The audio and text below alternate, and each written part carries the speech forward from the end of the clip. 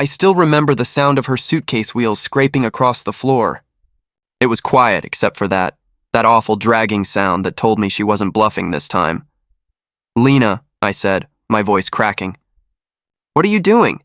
She didn't look at me. She kept folding her clothes, one by one, into that gray suitcase I bought her for our anniversary. "I'm leaving, Ethan." My throat tightened. "Leaving?" "It's almost midnight. The kids are asleep." "What are you even saying?" She zipped the suitcase shut. That sound cut through me sharper than any scream. "I can't do this anymore," she whispered. "I don't love you the way I used to." I felt my chest cave in. "What about Emma, Noah? You're just going to walk out on them?" Her eyes flickered. Guilt, hesitation, something human. But then they turned cold again. "They'll understand when they're older." "No, they won't," I shouted. "They'll wake up and ask where you are, and what am I supposed to say? That their mother chose someone else?" Her lip trembled. "Don't make this harder than it already is." "Harder?" I laughed bitterly. "You've been distant for months, but I kept trying. I begged you to talk to me. I thought we were fixing things." She finally met my eyes. "You were fixing things your way, Ethan. I was already gone." The words hit like bullets. "Who is it?" I asked quietly. "Who's waiting for you?" Her silence told me everything. I stepped closer. "It's Ryan, isn't it?" She looked away. My hands shook. "You told me he was in the past." "He was," she said softly. But when we started talking again, I realized I never really stopped loving him. My knees nearly gave out. "And you just, what? Decided to throw away everything? 10 years of marriage? Our children?" "I'm sorry," she said, tears spilling now. "I didn't mean for this to happen." I wanted to scream, to grab that suitcase and throw it out the window. But I couldn't. I just stood there staring at the woman I thought I knew. "Does he even know you're leaving tonight?" I asked. "He's waiting outside." I turned toward the window. Sure enough, headlights glowed in the driveway. A car engine idled, humming like a cruel lullaby. "You're really doing this," I whispered. "You're walking out on your family to run back to a man who already broke your heart once." She swallowed hard. "I can't stay here pretending anymore." I stepped between her and the door. "Pretending?" "I've been raising our kids, keeping this house running, holding everything together while you—" "What? Texted him behind my back?" Her face twisted in guilt. "It wasn't supposed to happen like this." "Then how is it supposed to happen, Lena? You wait until Emma's birthday? Until Noah's first day of school? When would have been convenient for you to destroy us?" "Stop," she said, her voice trembling. "You're making me feel like a monster." "Then stop acting like one." We stood there breathing hard, staring at each other across a battlefield of broken promises. Finally, she said, "Please move." "I don't want the kids to wake up and see this." I stepped aside slowly, numb. "You don't want them to see you leave?" She grabbed the suitcase handle, her knuckles white. "Tell them I love them." "Tell them—" "Don't." My voice came out sharp.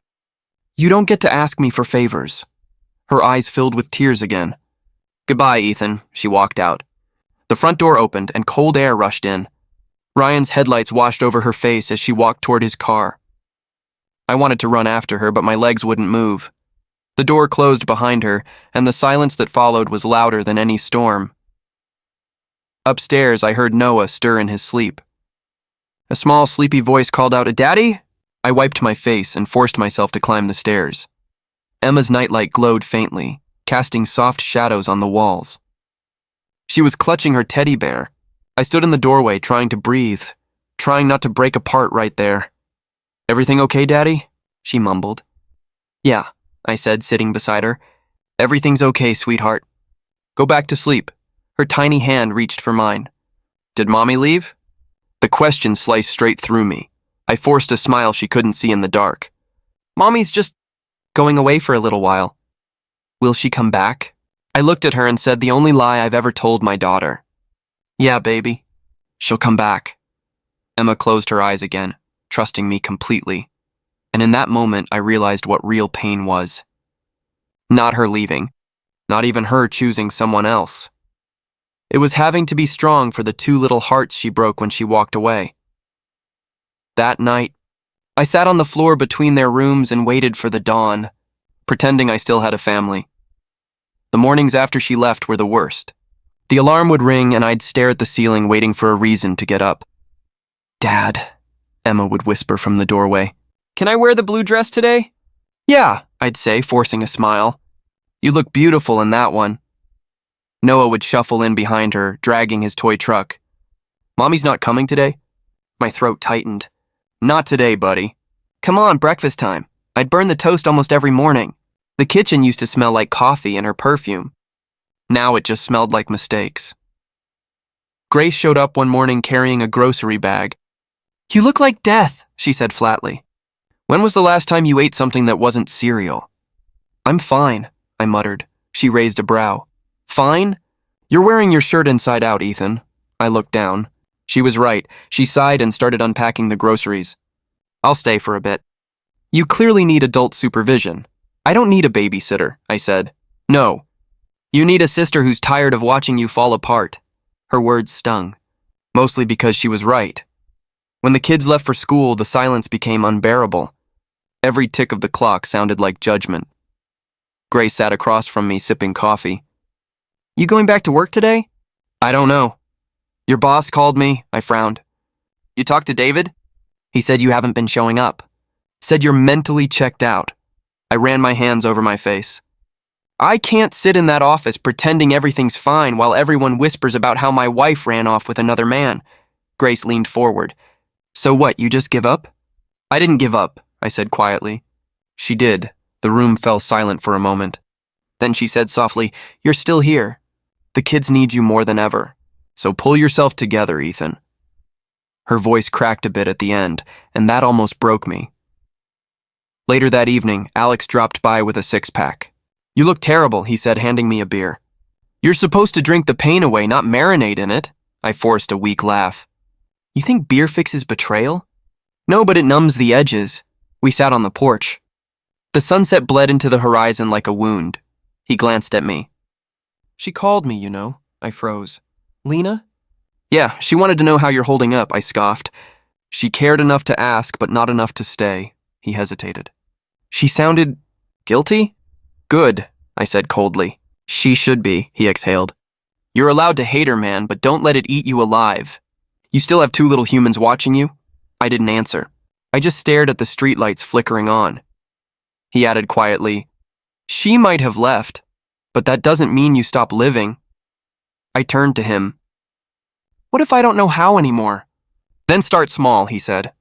Start with breakfast that doesn't burn. He tried to make me laugh, but I couldn't. After he left, the kids came home from Grace's place. Emma ran into my arms. Daddy, Noah spilled juice on my homework. Noah pouted. It was an accident.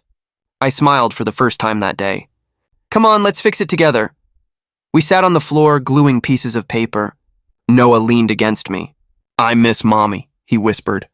My chest tightened again. I know, buddy. Do you miss her too? I nodded slowly. Every day. Then why did she go? I swallowed hard. Sometimes grown-ups make bad choices. Emma looked up. Will she come back?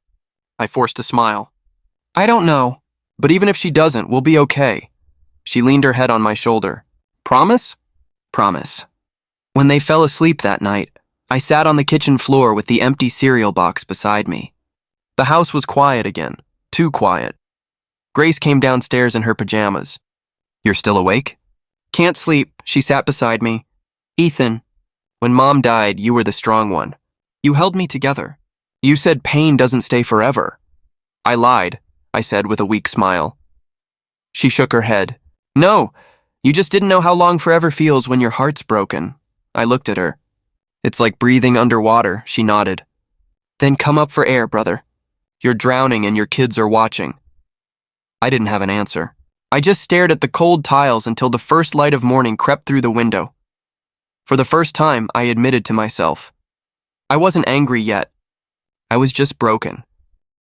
I was cleaning the living room when I found it, the old photo album under the couch. Dust covered the leather edges, but I knew exactly what it was. My hands trembled as I opened it. Our wedding day stared back at me, Lena smiling, her eyes full of the love I used to believe in. Dad, what's that? Emma's voice broke through my thoughts. Just some old pictures, I said, closing it halfway. Of Mommy? Yeah. Can I see? I hesitated, then handed it to her. She flipped the pages, grinning at the photos of us holding her as a baby. "You were smiling, Daddy." "Yeah," I said softly. "Back then, I had reasons to." Emma's smile faded. "Do you still love her?" The question hit like a punch. "I don't know anymore, sweetheart. Go play with Noah, okay?" When she left, I turned the page. Our first apartment, our first Christmas, her holding Emma in her arms. Every image felt like a lie now.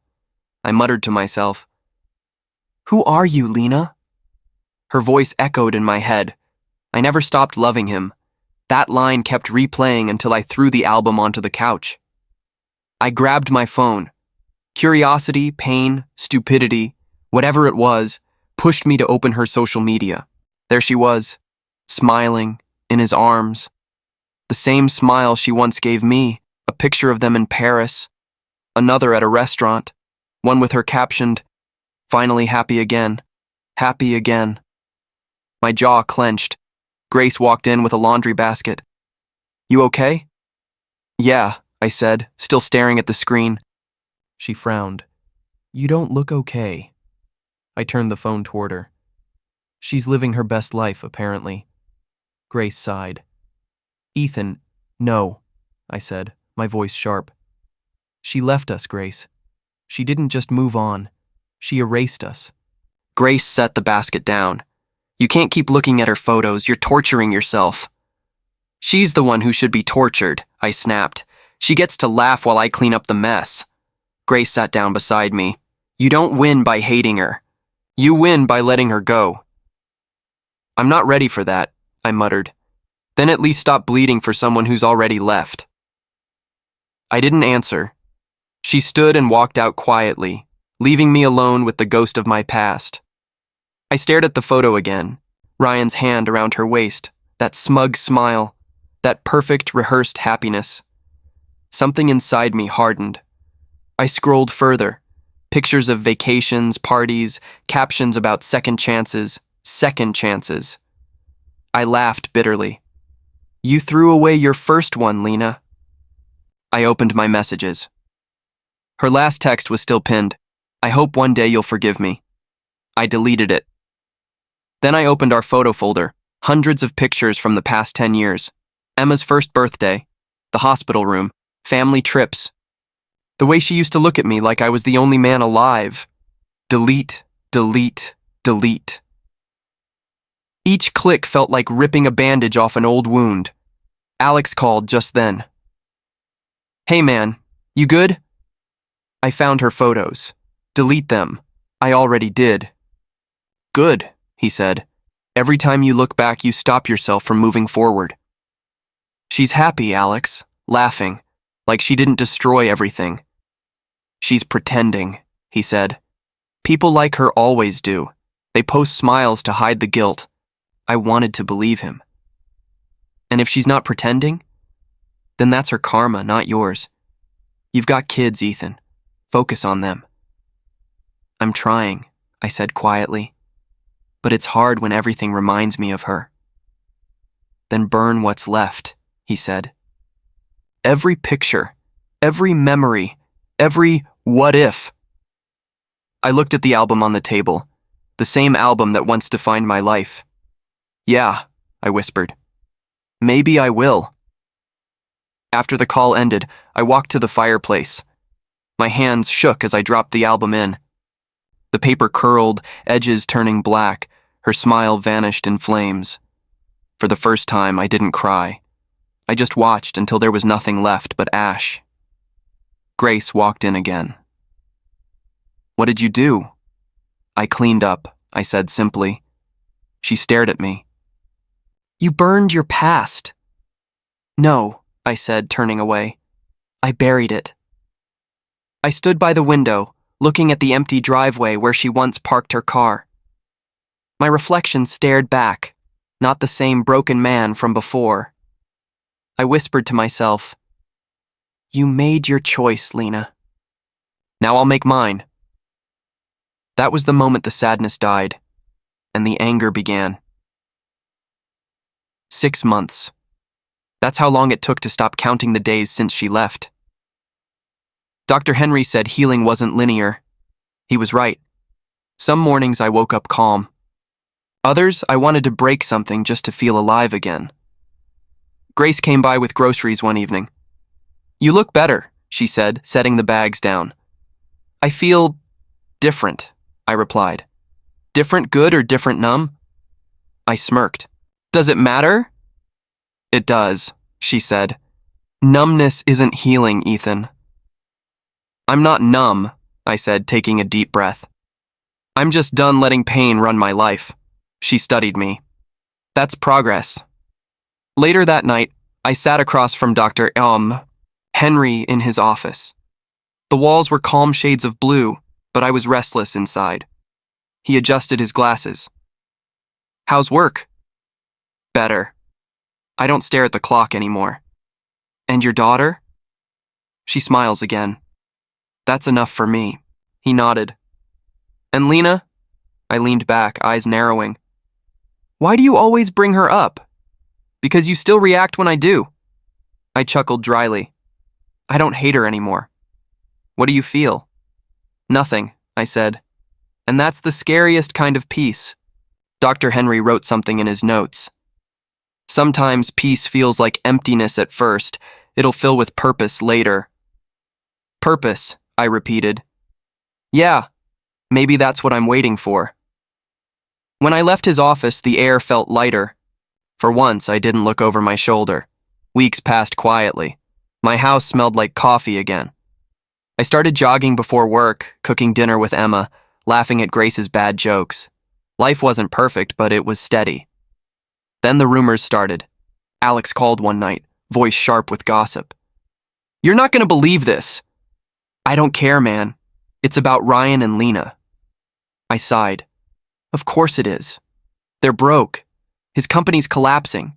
He's been drinking and well, people say she's not herself anymore."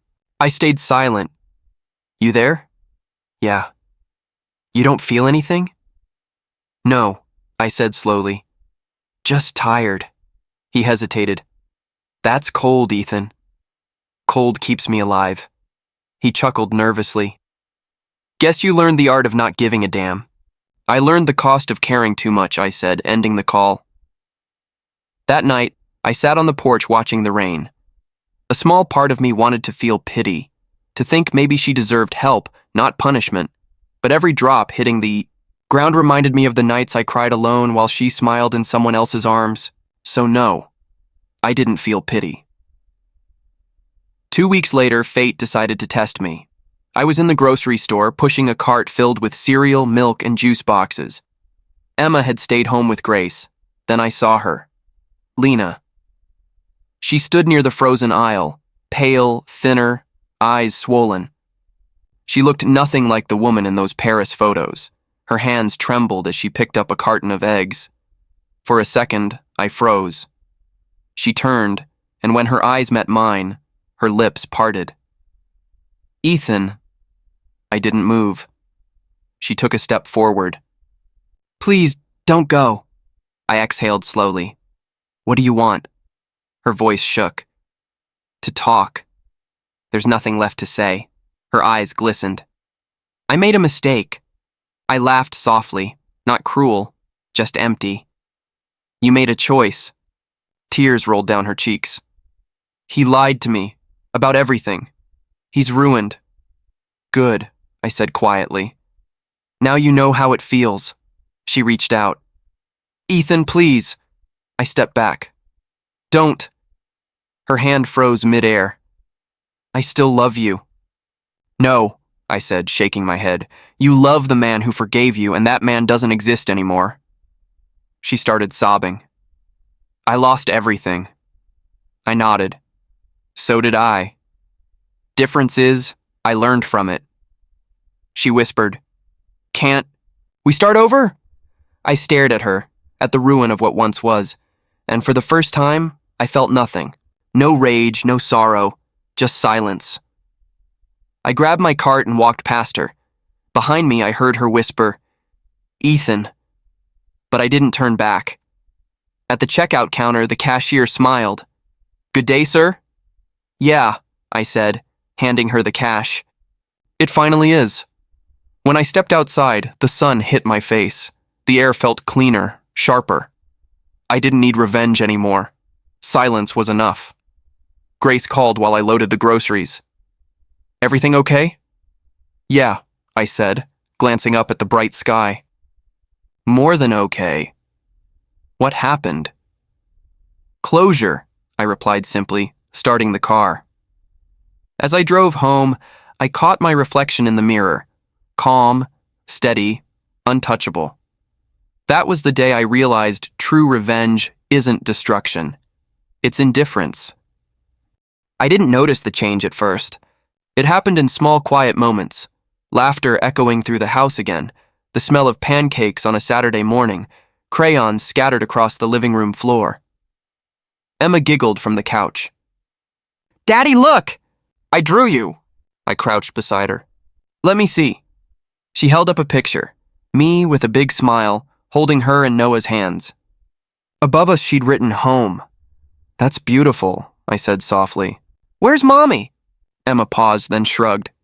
She's not here. My chest tightened, but I smiled. That's okay, sweetheart. It's just us now, and we're doing great.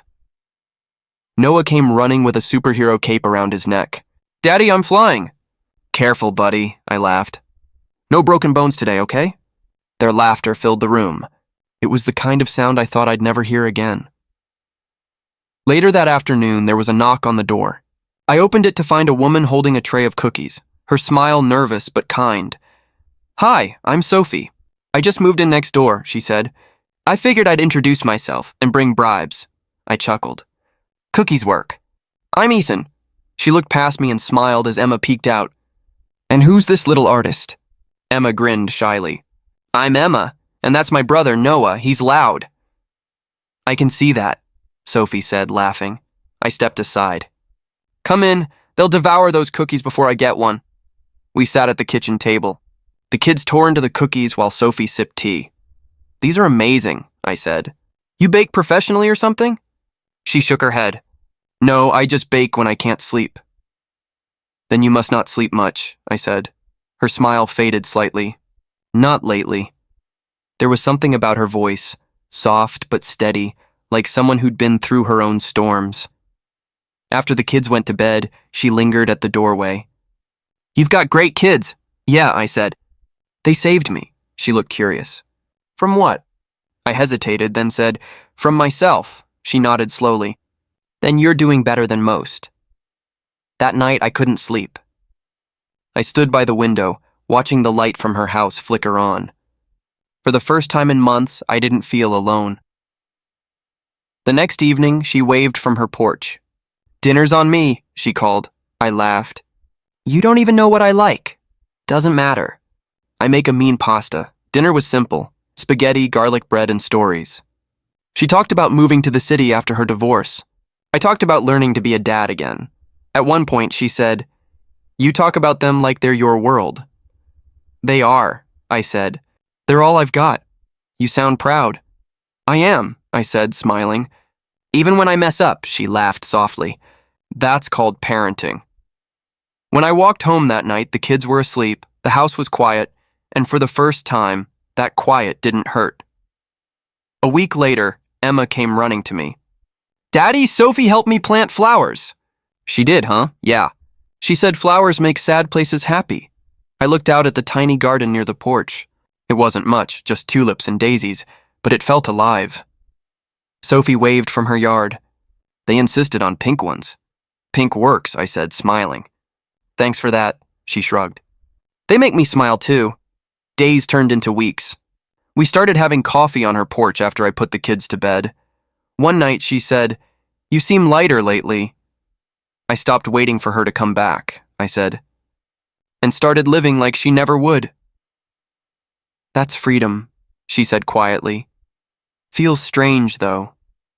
Like I'm betraying the past. No, she said gently. You're honoring what's left of you. Her words stuck with me. A few nights later, as we watched the stars, she asked, Do you ever think you'll fall in love again? I smiled faintly. Maybe someday. But right now I'm just learning how to breathe. She nodded. That's a good start. When I went inside, I peeked into Emma and Noah's room. They were asleep, tangled in blankets, peaceful. I whispered, "We're okay now." Standing there, I realized peace doesn't come in grand gestures. It comes in quiet moments, a child's laughter, a kind neighbor, a night without tears. I closed the door, leaned against the wall and smiled. Not because the pain was gone, but because it didn't own me anymore. For the first time in a long time, I felt human again, and that was enough. The rain had been falling since morning. The sky looked like it had forgotten how to shine. I was cleaning up the breakfast dishes when I heard a knock, slow, uneven, hesitant. At first, I thought it was Sophie or maybe a delivery. But when I opened the door, my breath caught. Lena stood there, drenched, her hair stuck to her face, mascara running down her cheeks. Her eyes were hollow. "Ethan," she whispered, "please, I need to see the kids." For a second, I said nothing. My mind went blank. All I could hear was the rain hitting the porch roof. Finally, I said, "You shouldn't be here. Please," she begged, voice cracking. "I have nowhere else to go." "You chose that when you left," I said, stepping back slightly. "You don't get to walk back in like nothing happened." Tears mixed with the rain on her face. "I know I hurt you, but please, let me explain. There's nothing you can say that'll undo what you did." Her lip trembled. "Ryan, he left me. He took everything. My money, my car, everything." I folded my arms. "You left me for him. That's what you chose." "I thought I loved him," she whispered. "I thought he was better. And now you know he wasn't." Her shoulders shook. "Ethan, I haven't seen my kids in months. Please, just let me hold them." I looked past her at the street glistening with rain. My hands clenched. "You abandoned them, Lena. You don't get to show up when it's convenient." She stepped closer. "I'm not asking for forgiveness. I'm begging for mercy." I turned away. "Mercy doesn't erase what you did." She reached out, grabbing my arm. "Please, Ethan, just once. Let me see them." Before I could answer, a small voice came from behind me. "Daddy!" I froze. Emma stood at the end of the hallway, clutching her stuffed bear. Her eyes widened when she saw the figure at the door. "Mommy?" she whispered. Lena gasped, dropping her bag. "Emma." Emma ran to her before I could move. She threw her arms around her mother's legs. "You came back!" Lena fell to her knees, hugging her tightly, sobbing uncontrollably. "Oh, baby, I missed you so much." I felt something break inside me. Anger, pain, love, all tangled together. Emma looked up at me. "Daddy, can Mommy stay for dinner?" I swallowed hard. "Emma, honey, this isn't—" "Please," she said. "She's cold." Lena met my eyes. "I won't stay long. I promise. Just a few minutes." I looked at the rain still pouring outside. My heart screamed no, but my daughter's eyes begged yes. I stepped aside slowly. 10 minutes, Lena whispered. "Thank you."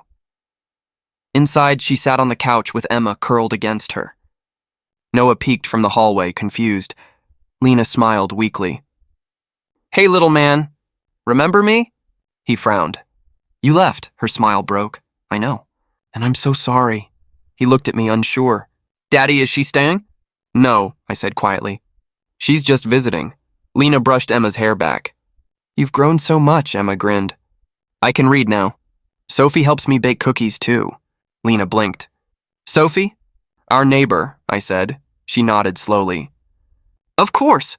Someone kind had to fill the space I left." I ignored the sting in her tone. "She's been good to them." "That's what matters," Lena sighed. "You look different, Ethan. Stronger, colder." I had to be. Her eyes welled again. "I don't blame you." "You shouldn't," I said. "You burned every bridge."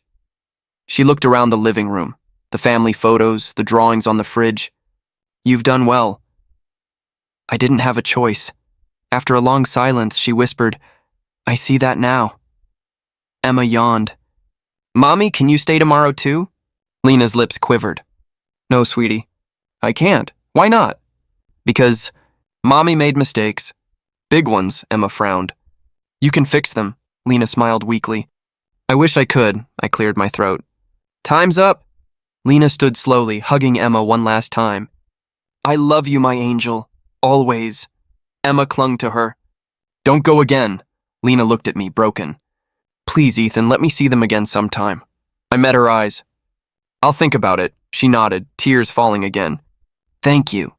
As she stepped onto the porch, the rain swallowed her figure. Emma pressed her face to the window. She'll come back, right? I placed a hand on her shoulder. Maybe someday, I whispered. But for now, she needs to find herself again. When Emma finally went upstairs, I stood alone at the door, watching the rain fade to mist. Part of me wanted to close that chapter forever. Another part wondered if forgiveness was just another kind of strength. When the envelope came, I thought it was junk mail, but inside was a court notice, petition for joint custody. For a full minute, I just stared at it. My hands went numb. She's out of her mind, I muttered. Grace looked up from the table. What happened? She filed for custody, I said. After everything, she wants them back. Grace blinked. You're kidding. I wish I was. She crossed her arms. You're not going to let her win, right? No, I said sharply. She left them. She doesn't get to claim them now. Grace hesitated. Still, Ethan. Maybe she's desperate. I don't care, I said, slamming the papers down. Desperation doesn't make you a mother again. The next morning, Detective Ward knocked on my door. Tall, broad, calm eyes. The kind of man who didn't waste words. Mr. Cole? He asked. Yeah, that's me. I'm Detective Ward. I'm looking into a financial fraud case involving a Ryan Hensley. You were married to Lena Hensley, formerly Lena Cole? My stomach dropped. Yeah, what does this have to do with me? He opened a folder. According to our evidence, she helped him falsify financial records to cover his company's debts. She signed several documents using your name. I froze. My name? Yes, sir. Forged signatures dated after she left. Anger rose like fire in my throat. You're telling me she dragged my name into their mess? Ward nodded. It looks that way.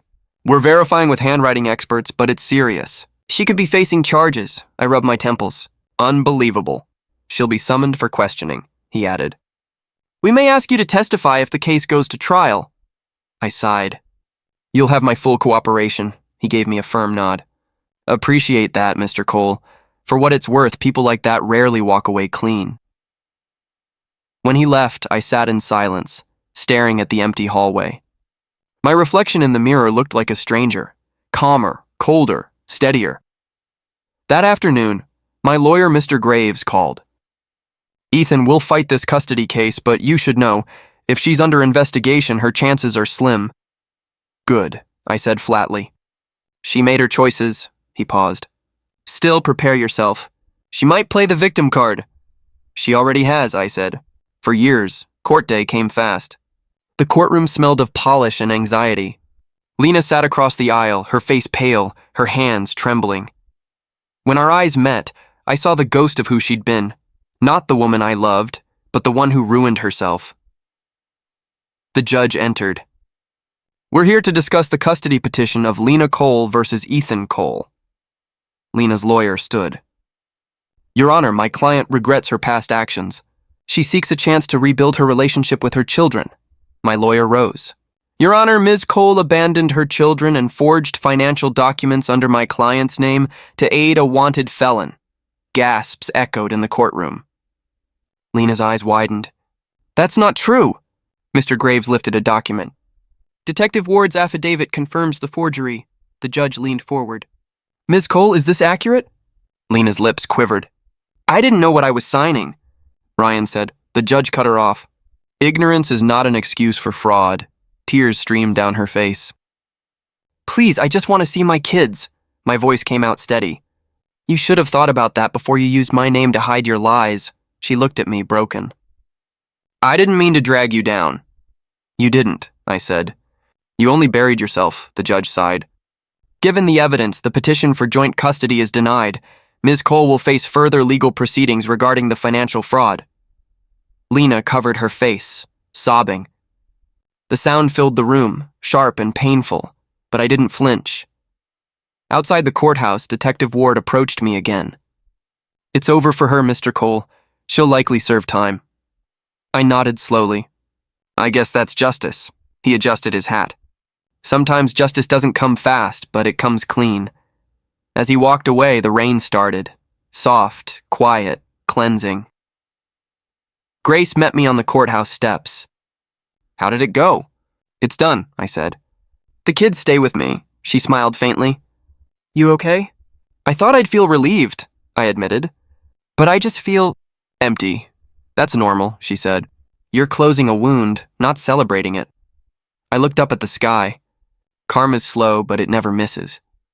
When I got home, Emma and Noah ran to me. Daddy, you're home!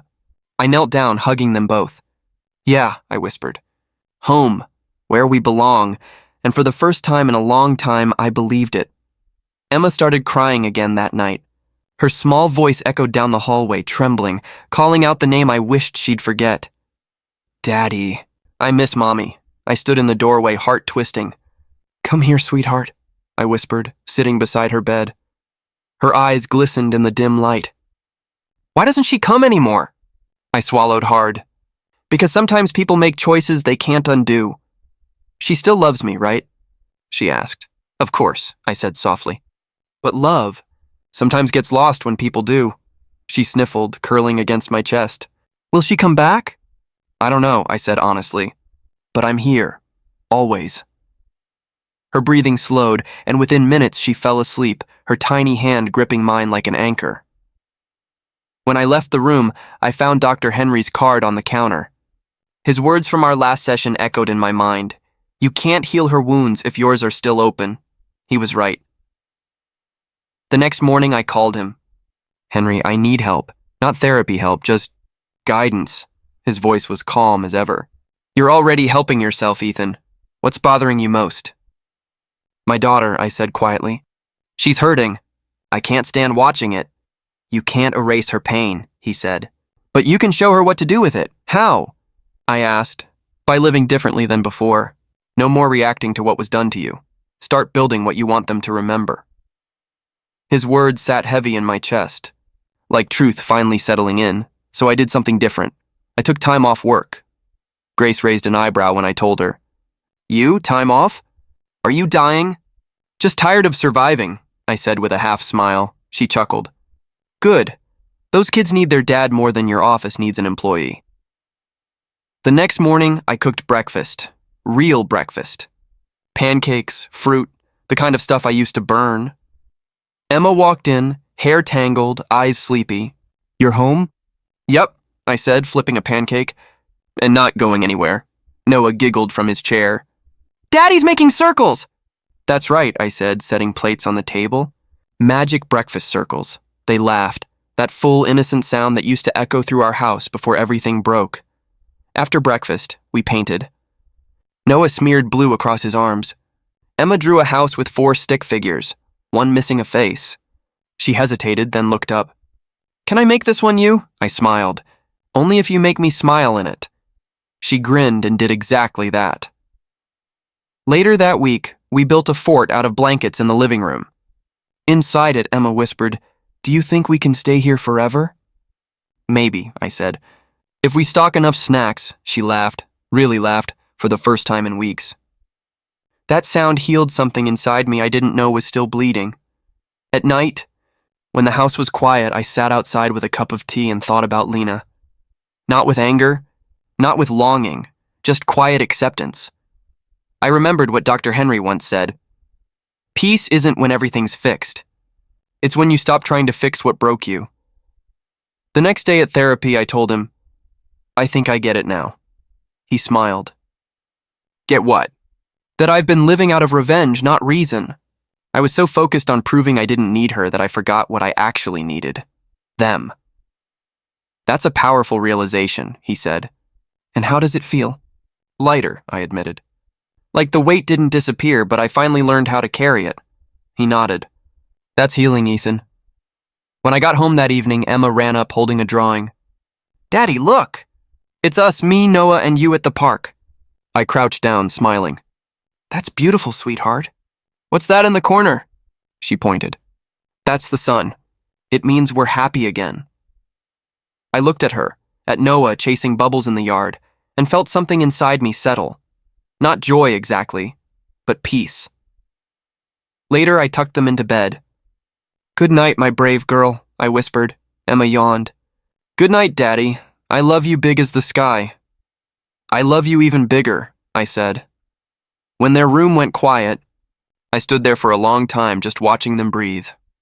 For the first time, I wasn't thinking about revenge or justice or pain. I was thinking about pancakes, blanket forts, and drawings with smiling suns. Maybe I couldn't change what happened.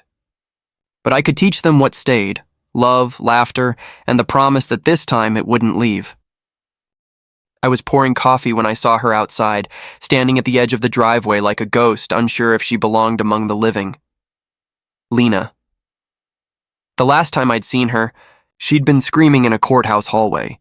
Now she looked small, worn, almost transparent. She hesitated, then called softly, "Ethan, please." I exhaled, set the mug down, and stepped outside. "What do you want, Lena?" Her lips trembled. "Not to fight, I just need to talk." "About what?" "About the kids," she whispered. "And maybe about us." I shook my head. "There's no us left to talk about." Her eyes flickered, wet and red. "I know, please, 5 minutes." I crossed my arms. "5, she looked at the ground. "I thought Ryan loved me more than you did."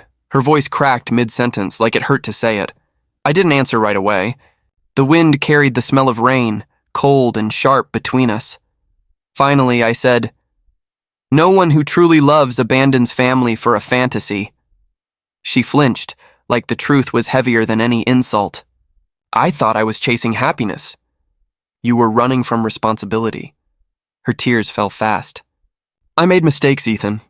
"You made choices," I said quietly. "Mistakes are accidents. You walked away."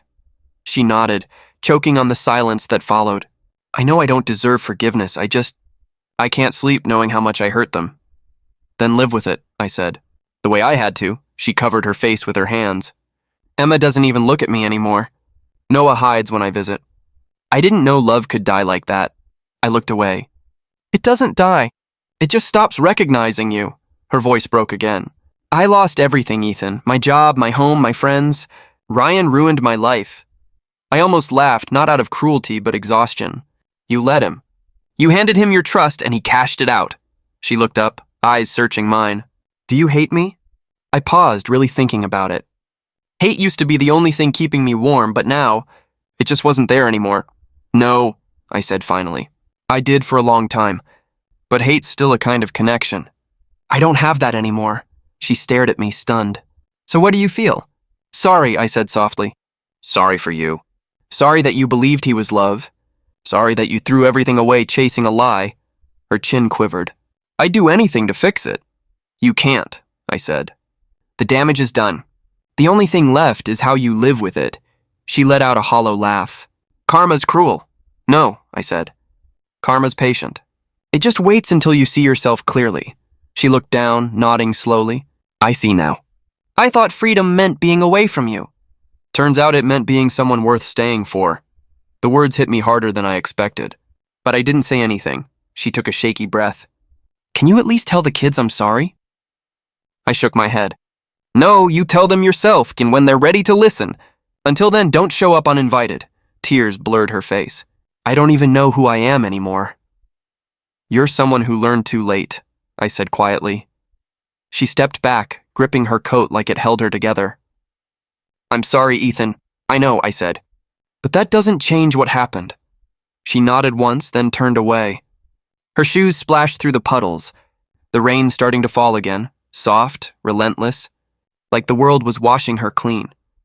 I watched until she disappeared down the street, her figure swallowed by gray mist. For a long time, I just stood there, hands in my pockets, heart strangely still. Inside, Emma's laughter drifted from the living room, bright, alive, untouched by the ghosts of our past. Grace's voice followed. Helping Noah with a puzzle, I smiled faintly. Karma didn't need my help. It had already done what I couldn't, shown Lena who she really was. For the first time, I didn't feel the need to win. Forgiveness, I realized, wasn't about her. It was about freeing myself from everything she still carried, and as I closed the door behind me, I knew the past no longer lived here. The sky burned gold as the sun sank into the ocean, the waves curling softly at our feet. Emma chased Noah along the shore, their laughter echoing like music I'd almost forgotten existed. Sophie stood beside me, her hair catching the light. "You're quiet," she said. I smiled faintly. "Just thinking. About her?" I hesitated. A little, mostly about how far we've come. She nodded, wrapping her arms around herself. It's been a year. Yeah, I said. A year since everything fell apart. And somehow it all came together again. Sophie looked at the kids. They're happy, Ethan, you did that. I tried, I said softly. There were nights I didn't think I could. But they kept me going, she smiled. And what about you? Did you ever forgive yourself? I exhaled, watching Emma scoop wet sand into a bucket. I think I did, eventually. Forgiveness isn't loud, it just shows up one day. Sophie looked at me curiously. And Lena? Her name didn't sting the way it used to. She moved to another city, I said. Sent a letter a few months ago. Said she's in therapy trying to rebuild. Did you write back? I shook my head. No, I didn't need to. I think she finally understood what she lost. Sophie's voice softened. Do you still love her? I thought about it. About the years, the chaos, the tears. Not in the way I used to, I said. What I loved was the idea of her, not who she really was. She nodded slowly. Sometimes we love people for who we hoped they'd be. Yeah, I said. And sometimes letting go means accepting they never were. The breeze carried the smell of salt and memory. I dug my hands into my pockets, feeling the old ache fade into something gentler. Emma ran up, her cheeks flushed. Daddy, look! A shell shaped like a heart. I crouched down, smiling. That's beautiful, sweetheart. You should keep it. She held it up proudly. It's for you. Noah tugged on my sleeve. Daddy, can we come back tomorrow? Of course, I said, ruffling his hair. As many times as you want, Sophie laughed. You're turning into the beach dad. Better than the broken one, I said, grinning. She looked at me for a long time. You're not broken anymore, Ethan. I turned to her. You helped with that, she shook her head. No, you did that yourself. I just reminded you what peace looks like. We watched the waves for a while in comfortable silence. Then I said quietly, You know what's strange? I don't hate Lena. I don't even resent her anymore. Sophie glanced at me. Then what do you feel? Gratitude, I said. If she hadn't left, I wouldn't have learned what real strength is, or what love should look like. Sophie's eyes softened. You mean the kind that stays? Exactly, I said. The kind that doesn't run when things get hard. Emma called out, Daddy, come play. I smiled. Duty calls, Sophie laughed. Go, hero. I ran toward the kids, the sand cool beneath my feet. Emma squealed as I scooped her up, spinning her around until we both fell laughing into the surf. Noah jumped on top of me, shouting, Daddy wins again. Lying there, drenched and breathless, I looked at their faces, pure, unburdened joy. It hit me then, this was it. The victory I'd been chasing wasn't revenge or closure. It was this, the sound of my children's laughter under a sunset that no longer hurt to watch. Sophie joined us, kneeling beside Emma. You three are my favorite chaos, she teased. I smiled at her. You might regret saying that. Never, she said. You make peace look good.